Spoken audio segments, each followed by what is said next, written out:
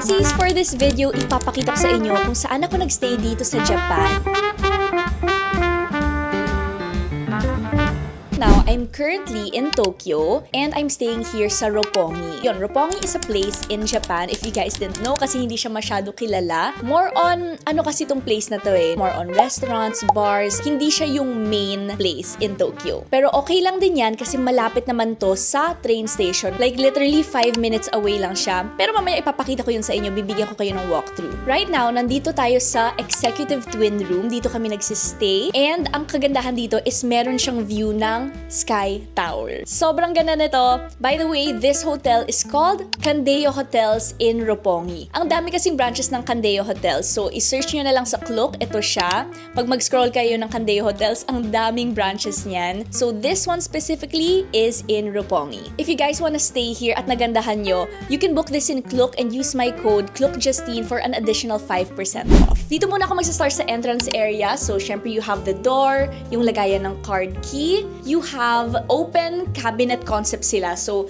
ito yung hangers lang. So, madami-dami yan, mga 8 hangers kasi this room is actually good for 3 packs. And then, they have a luggage rack, yung mga panlinis ng shoes, shoehorn, and they also have a full body mirror right here. Then, once you enter to the left side, ito naman yung CR. By the way, this is room 502 if you guys are wondering. Okay, ngayon naman ipapakita ko sa inyo ang itsura ng toilet and bath nila. So, ito naman yung toilet and bath nila. Actually, medyo maliit lang, pero syempre kasi nandito ka sa Japan, expect na maliliit talaga yung mga CR nila. But, ang important thing to remember or to look for is kapag complete ba talaga ang kanilang toiletries, kung may Japanese toilet, at kung malinis. And, check naman to lahat. So, yes, you have your Japanese toilet. You have complete toiletries. Andito na siya, body wash, conditioner, shampoo, and then meron na rin ditong hand soap. May mga towels na rin, and nakalagay dito, meron na rin ditong hair dryer. You have your sink, may mga toothbrush with toothpaste. Ang ganda-ganda ng water pressure nila dito, and may hot and cold shower. They also have a bathtub, of course, kung gusto mong mag-relax at the end of the day. Now, for the rest of the things here in the room, meron silang twin beds, kasi nga itong room na to ay executive twin room. Malaki-laki na rin siya kasi nga this room is good for 3 packs. Meron na rin sila ditong sleepwear na pwede mong suotin. They change that every night. Ilagay nyo lang siya dun sa may gilid para kapag magpa-makeup room ka, kasama na yan sa mga papalitan nila or i-replenish. Kaya sila may ganito is because meron silang onsen doon sa top floor. Pero mamaya ko yun papakita sa inyo. Now over here, meron na rin silang couch or sitting area. They also have a table right here na etong table na to, ginagamit ko siya pang work. Yan, dyan ako nag-work. And then, meron na rin silang ditong open mini bar. So, they have water bottles. Yung water bottles, everyday naman yan nire-restock. Mag-request na kayo everyday. Then, meron na rin ditong mga coffee, tea. You have your kettle and the other toiletries that you need. So, yung nakalagay dito is brush, shaver, shaving cream, and I think parang headband ata to, pero I'm not so sure kasi hindi ko alam kung paano siya gamitin. Pero okay din yon, pwede nyo yun iuwi. And then over here is the mini fridge. And of course, kung gusto nyo mag-relax, they also have a TV. Ito yung slippers dito. Actually, nagagandahan ko nga siya, but unfortunately, parang hindi ata to pwedeng iuwi. Diba usually pwedeng iuwi yung mga hotel slippers, pero ito, masyadong maganda. And hindi naman nila to chine-change. Hindi siya naka-plastic. So, hihiramin mo lang talaga to. So, ganito din yung itsura ng kanilang sleepwear. Ayan. So, malaki siya. It's free size. Yan. And it says Kandeyo Hotels. So, pajama naman na yon. Kasama na yun yung pants. Actually, madaming mirrors dito. Dito rin, katabi ng minibar and yung window, meron ding mirror. By the way, yung water pala dito, drinking water naman siya. So, that's filtered and clean. Pero, nagkaroon kasi ako ng situation sa friend ko na nandun sa Singapore. So, ewan ko kung parehas dito sa Japan. Drinking water din yung mga ganitong tap water nila. Pero, ang problema, nagka-diarrhea siya after. So, ang ginagawa na lang namin ni mama dito para hindi kami bumili ng water ay kumukuha kami tapos pinapakuluan namin sa kettle. Ayan siya. This is clean, filtered water. Tapos kung curious kayo, ito yung nasa may bed. Ayan, nandito yung parang switch ng night lamp. May room light din, parang master light yan. Tapos ganito yung saksakan. So 100 volts lang and ganyan. Actually, madami naman silang saksakan. Pero, for example, yung dala nyong saksakan, ganito, katulad nitong gamit namin ngayon sa pangplansya ng buhok namin. Mas okay nang may dala kayong universal charger. Ito naman from Momax, diyan ko yun nakuha. So, meron na siyang madaming ports. May 2 USB ports, USB-C, tapos may USB-C, parang cable na talaga siya. And then, iba-ibang mga ganyan. Ang ginagawa namin dyan, dinadala lang namin to kung saan kami pupuntang ibang bansa. And then, yan yung ginagamit. Diba? Tapos, tada, edi magagamit na namin yung aming plancha. Kung gusto nyo naman magpa-makeup room or do not disturb yung ilalagay nyo, hindi na siya parang yung nilalagay sa doorknob. Ito na siya, magnet na siya, tatanggalin mo. Then, ilalagay mo lang to sa front ng door. By the way, dito pala, kapag pumunta ka sa may hallway nyo, meron ditong free ice. So, i-refill mo lang yung parang ice bucket na meron dun sa room. Diyan mo lang siya lagyan. Galing, di ba? Hanapin nyo lang yan, every floor may ganito. Actually, meron ding onsen dito on the 16th floor. Pero, syempre hindi ko yun pwedeng mapakita sa inyo kasi onsen is a private place. So, privacy lang. Hindi ako pwedeng mag-film doon or mag-picture. So, eto na lang yung mga pictures from Google. Ito yung itsura ng onsen nila. So, wala silang pool, pero meron ditong onsen. Dito sa 16th floor, aside from yung onsen, men and women, andito din yung laundry and smoking area. Kapag naman light packer kayo, pwede rin kayong magpa-laundry dito. This is not free. Kailangan yung magbigay ng 200 yen, 20 minutes. So, tig 100 yen yan. Kung kailangan nyo daw ng breakdown of coins, punta lang kayo sa lobby, tapos bibigyan kayo ng coins. Tapos yung view nyo, ito, hindi naman kayo maboboard, makikita nyo yan. Ganda-ganda.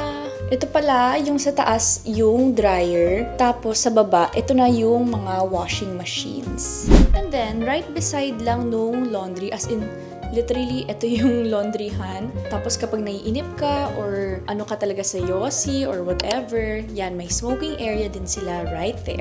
So mamaya, lalabas na tayo. Ipapakita ko sa inyo yung way na dadaanan. So here from the 15th floor, pinapakita ko sa inyo. Dito kami lalabas. And then, maglalakad lang dyan, pag ganyan, until here.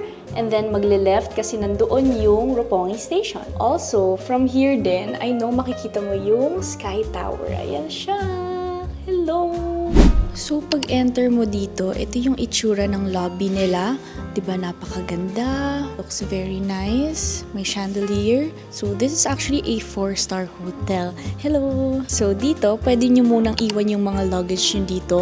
No problem with that. Ito, makikita nyo, meron silang mga information dito. Traffic information. So, pwede nyo yan basahin. Yung mga drinks dito ay for sale. So, pwede kayong bumili dyan if ever you need it. And yung sinabi ko kanina na ma-restock yung water bottles nyo, kapag naubos yun at kailangan nyo pa, well, you can buy it here as well. Ayan, meron sila dyan. They also have snacks dito available. And for tourists, of course, very important, money exchange. Kung gusto nyo pa rin magdala ng mga cash, ayan siya. Currently, ito yung mga rates nila. Ayan. So, napakadali lang. Meron na dito ang money exchange. Hindi nyo na kailangan maghanap sa labas or mag-change sa airport.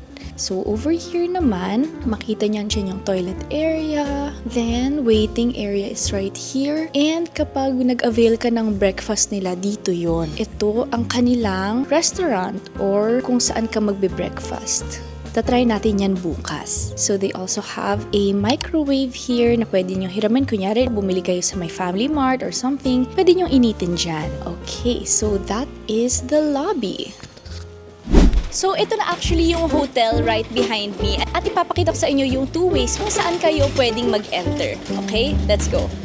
Napakadali lang pumunta dito. Right now kasi medyo umaambon kaya may umbrella yung mga tao. And as you can see, the first entrance, pwede kayong pumasok dyan. And then, pwede rin kayong umakyat dito. So, this is actually the way to the lobby kaagad. So, may stairs siya kung ayaw nyo na maghintay ng elevator. Ayan. So, it's right here. Magbubukas yan, tapos yan na yung lobby. Pero yung usual na pinapasukan namin is dito lang kasi very accessible. So from the hotel doon, nag-straight lang ako. Then dito sa dulo, kapag nakita nyo na tong building building na to, may Almond, tapos itong Italian restaurant called Sicilia. Turn left kayo, tapos keep going straight, andun na yung Roppongi Station. Yan siya, straight lang. Yan, pag nakita nyo na tong blue na yan, itong blue train logo, it's right here on the left side. So, yan. So, dyan kayo bababa. Okay, so that's Roppongi Station. Sobrang lapit din ng Family Mart dito kasi from the hotel, you just turn left, keep going straight, and andito ka na sa Family Mart in just around 1 to 2 minutes walk lang. So, ganito siya sa gabi. Ang ganda, diba? Umuulan pa yan, ha? So, medyo may pagka-foggy, cloudy. Pero kagabi, wala kasing ulan. Hindi ko na-videohan. Pero ang ganda niyan. Like, sobrang crispy. Kitang-kita mo yung lights. Ayan, ang ganda. And then, yan yung baba. Diba? Ang ganda ng view. City lights. So, ito yung breakfast choices nila. Meron silang salad, may mga cheese, smoked duck. Ayan, mga di yan mawawala kapag nagbe-breakfast kayo sa mga magagandang hotel. Ayan, may vegetarian taco meat. I think tofu lang yung mga ganyan. Ang dami din, ang daming choices. And for only 2,000 yen, I think very worth it na yun. Then may iba-iba rin silang sauce. They have bread, ayan, mga croissant, initan ng bread nila na dyan. They also have curry. Dashi curry, Candeo specialty. So, ito kailangan yung itry. Kasi sabi nila Chuck and Joe, masarap daw to. Parang ito ata yung favorite nila dyan. And they also have corn soup right here and miso soup.